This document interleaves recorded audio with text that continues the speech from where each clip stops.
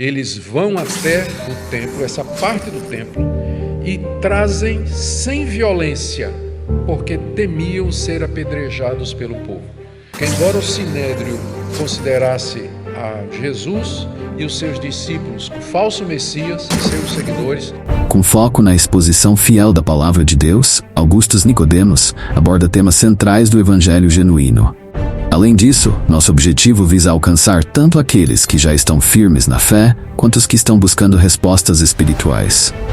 O anjo manda que eles voltem, essa é a mensagem que Deus tem para eles, que eles deveriam voltar lá no templo e continuar a fazer o que estavam fazendo quando foram presos pelo sumo sacerdote e o partido dos saduceus, que era ensinar ao povo todas as palavras desta vida, ou seja, o evangelho de Cristo, do Cristo que foi morto na cruz, que ressurgiu de entre os mortos e que concede perdão e a vida eterna a todos os que creem nele.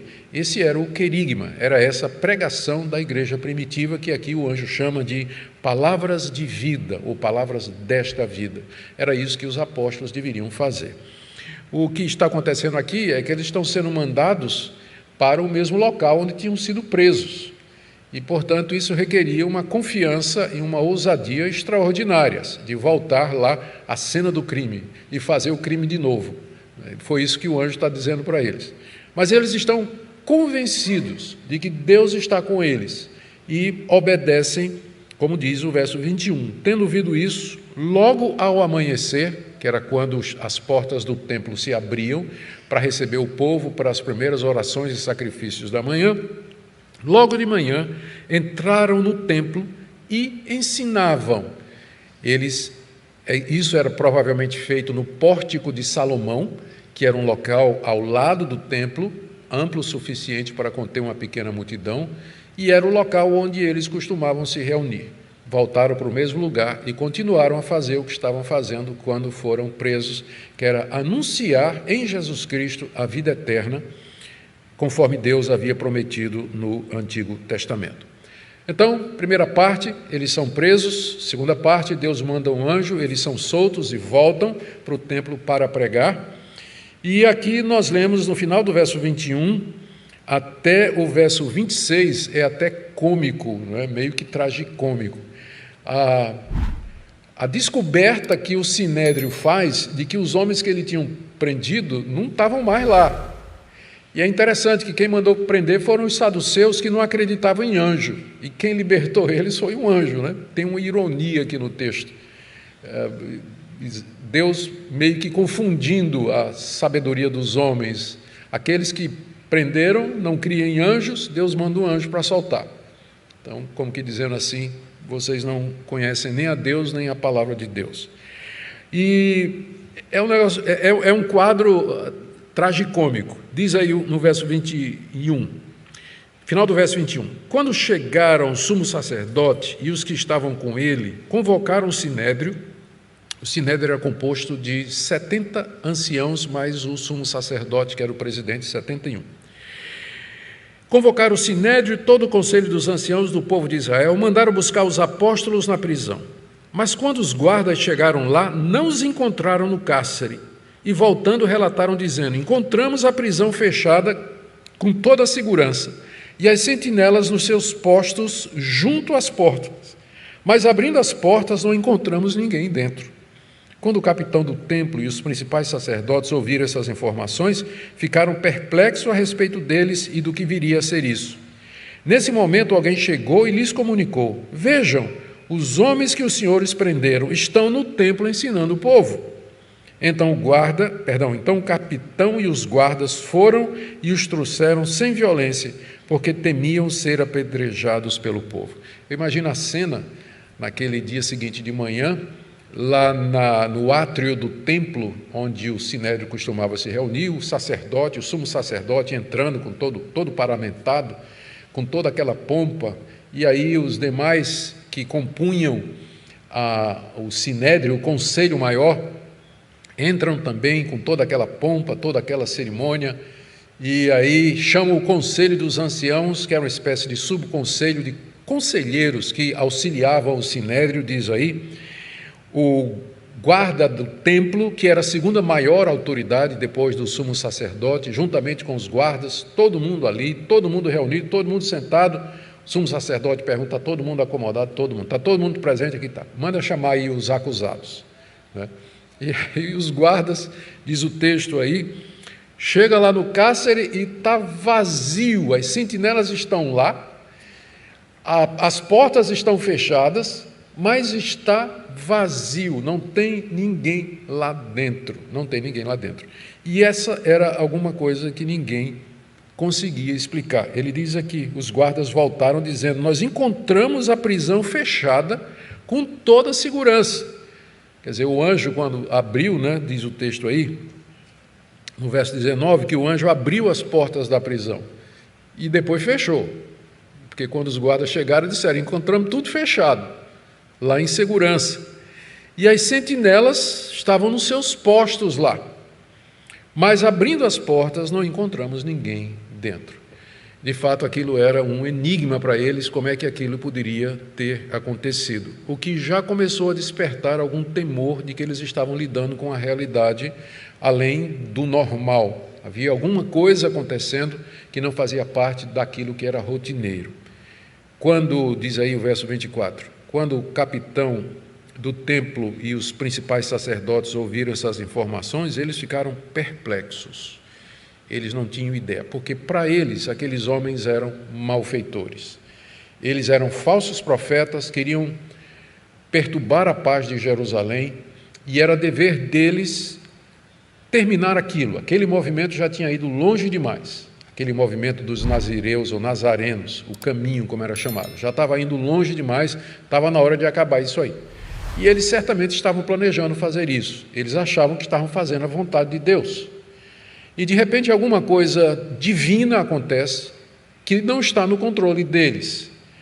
Que aqueles homens que eles consideravam malfeitores e que eles tinham prendido na prisão, de uma forma misteriosa escaparam e ninguém sabia explicar como isso tinha acontecido. A última explicação que eles aceitariam é que Deus os havia libertado, porque para eles os apóstolos não eram homens de Deus, mas falsos profetas como Jesus Cristo. Daí a perplexidade deles, porque eles não tinham uma explicação, da mesma forma que eles não tinham explicação para os milagres de Jesus. Jesus quebrava o sábado, Jesus não seguia as tradições, Jesus comia com pecadores, andava com publicanos, aquele homem não era de Deus. Era essa a avaliação que a liderança judaica fazia de Jesus. Mas como explicar os sinais, prodígios, grandes milagres que aquele homem fazia na presença de todos? E eles não tinham explicação. De Deus, que era de Deus, eles nunca diriam isso, porque eles não admitiam que Jesus vinha de Deus. Que ele era um falsificador e que estava enganando as pessoas, era impossível, porque todo mundo conhecia as pessoas que Jesus tinha curado. Eram milagres reais que não podiam ser negados. A solução que restava para eles era que Jesus estava possuído por Beelzebul, por Satanás, e que fazia todos aqueles milagres pelo poder do diabo. Talvez alguma coisa tenha passado na mente deles aqui nesse sentido, né? Rapaz, isso é coisa do cão. E esse desaparecimento aí, isso é algo, né, maligno, isso aí é alguma coisa sobrenatural. Né? E eles ficaram espantados e perplexos a respeito disso. E para piorar a situação, de repente chega alguém com a notícia de que os homens que eles estavam procurando estavam lá no templo e estavam ensinando todo o povo, pregando a mesma coisa que estavam pregando quando foram presos.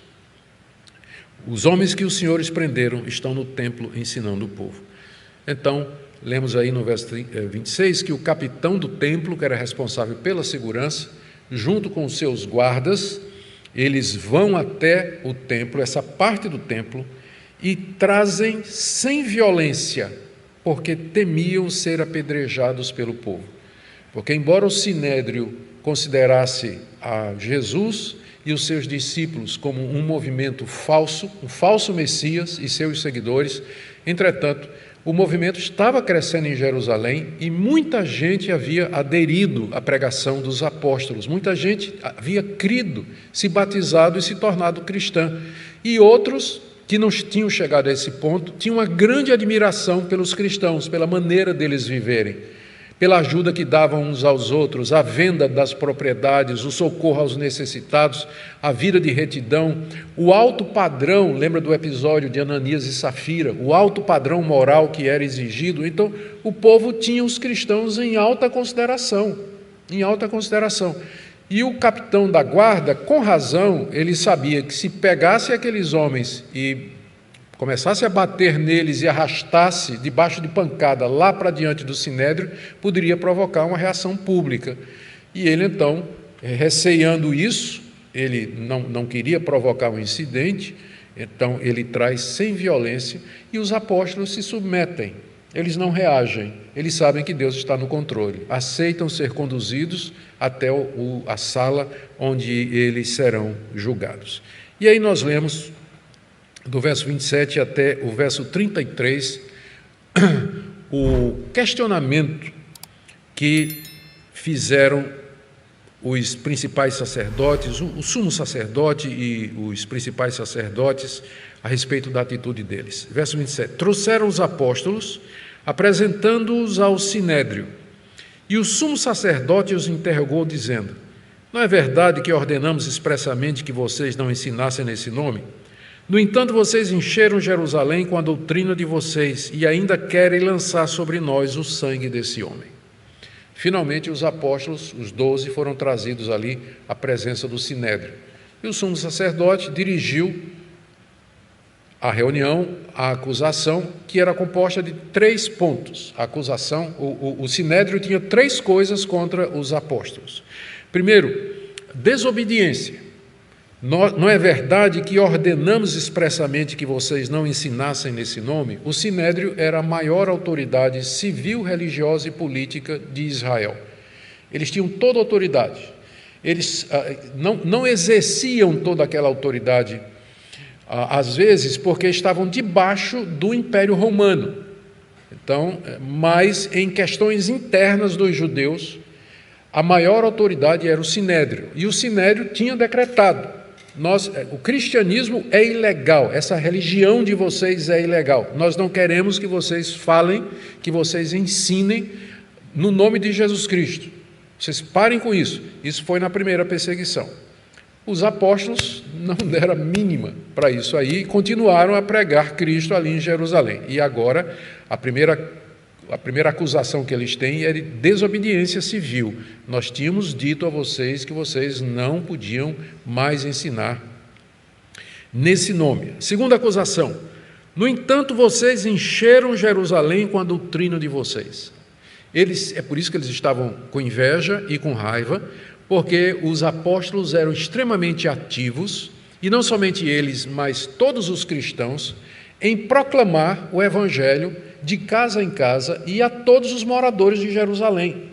Então está certa a avaliação aqui do sumo sacerdote. Vocês encheram Jerusalém com essa doutrina. Que descrição maravilhosa! De quando a igreja faz o trabalho dela, ela enche a cidade com a doutrina do evangelho. E é essa a nossa missão. É essa a nossa missão, encher a cidade com a palavra de Deus, trazer a todos que nós pudermos as palavras dessa vida, como o anjo designou o evangelho ali no seu primórdio. Essa é a tarefa da igreja. Às vezes a igreja se desvia desse ponto, ela se distrai, pensando que tem vocação política ou vocação social. É claro, o evangelho tem implicações políticas e implicações sociais também, mas a tarefa primordial da igreja é encher a cidade com essa doutrina. A doutrina do evangelho, a pregação da palavra, o ensino daquilo que Deus nos revelou nas Escrituras. A terceira acusação, e é uma acusação hipócrita: e ainda vocês querem lançar sobre nós o sangue desse homem, porque, como parte da pregação da igreja em Jerusalém, se dizia que os líderes judeus haviam matado o Messias, mas Deus o ressuscitou de entre os mortos. Então, a morte de Jesus na cruz, por instigação, por denúncia e por petição dos líderes judaicos, isso fazia parte do querigma, da proclamação inicial. Vocês mataram Jesus. Os líderes de vocês assassinaram aquele que é o príncipe da vida. O Messias prometido foi rejeitado pelo povo de Deus. e foi pendurado numa cruz. Então, isso os apóstolos diziam abertamente. E eu disse que essa acusação deles aqui, vocês estão querendo lançar sobre nós o sangue desse homem, é uma hipocrisia.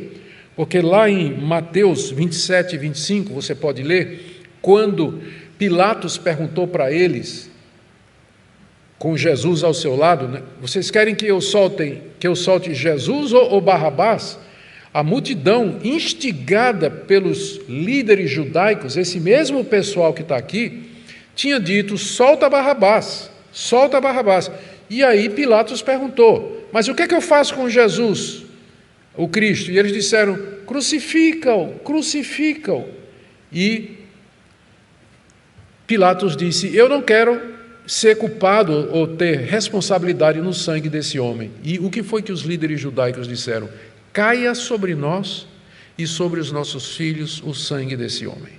Eles tinham dito essa palavra temerosa, como quem diz assim, se Deus vai castigar, que castigue a nós e nossos filhos, porque eles estavam tão certos de que Jesus era falso profeta, que eles se colocaram debaixo da própria condenação e da maldição de Deus.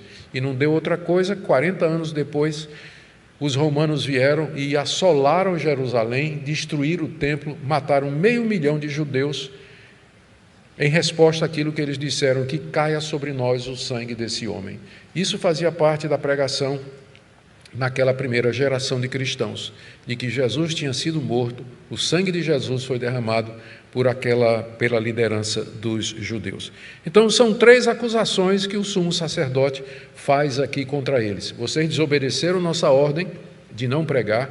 Segundo, vocês encheram a cidade com essa doutrina. E terceiro, vocês estão acusando a gente de sermos os responsáveis pelo sangue derramado de Jesus Cristo. A resposta de Pedro, do verso 29 até o verso 33, é um resumo muito breve do seu sermão em Pentecostes. E tem alguns pontos. Vamos ler. Então Pedro e os demais apóstolos afirmaram, é mais importante obedecer a Deus do que aos homens. O Deus de nossos pais ressuscitou Jesus, a quem vocês mataram, pendurando no madeiro.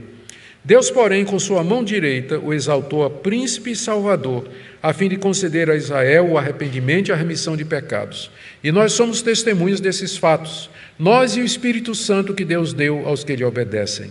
Eles, porém, ouvindo isso, se enfureceram e queriam matá-los. A resposta de Pedro veio na forma de um sermão, com certeza esse sermão, e é o segundo sermão que Pedro pregou diante do Sinédrio. Esse sermão é bem mais extenso do que isso aqui, mas nós já vimos que dos quase 30 sermões que nós temos no livro de Atos, Lucas costuma abreviar e nos dar um resumo daquilo que foi dito. Então, nós temos aqui cerca de 4 ou 5 pontos que nós queremos destacar da resposta de Pedro. Primeira coisa que Pedro diz, que era mais importante obedecer a Deus do que aos homens, aí no verso 29. Em outras palavras, Pedro está dizendo, vocês estão desobedecendo a Deus. O que vocês estão fazendo não está de acordo com o que Deus deseja. Vocês foram colocados por Deus como líderes da nação de Israel, pastores da nação de Israel, do povo de Deus, mas vocês se endureceram, vocês fecharam os olhos, vocês não quiseram crer em Jesus Cristo, então vocês estão fora da vontade de Deus. Nós queremos obedecer a Deus, portanto, para nós preferimos fazer o que nós estamos fazendo, porque Deus nos mandou anunciar a ressurreição de Cristo e o perdão de pecados através dele. Então, é mais importante, é um dever nosso obedecer a Deus do que obedecer a vocês. O que é que vocês acham? A gente devia obedecer a vocês ou aos homens? É mais importante obedecer a Deus do que obedecer aos mandamentos humanos. E é verdade, ao dizer isso, os apóstolos não estão querendo minimizar o valor das autoridades que Deus colocou na sociedade. Deus colocou autoridades civis. E a Bíblia manda, o próprio apóstolo Paulo, em Romanos capítulo 13, ele manda que a gente se submeta às autoridades. Agora, toda a Bíblia deixa muito claro que a exceção é quando a autoridade quer me obrigar a fazer alguma coisa que vai contra a vontade revelada e clara de Deus. Quando a autoridade quer me levar a ir contra Deus, eu devo, então, desobedecer a autoridade e fazer aquilo que Deus me manda fazer. Compartilhe com seus amigos e familiares para que mais pessoas sejam tocadas pela palavra de Deus. Deus te abençoe.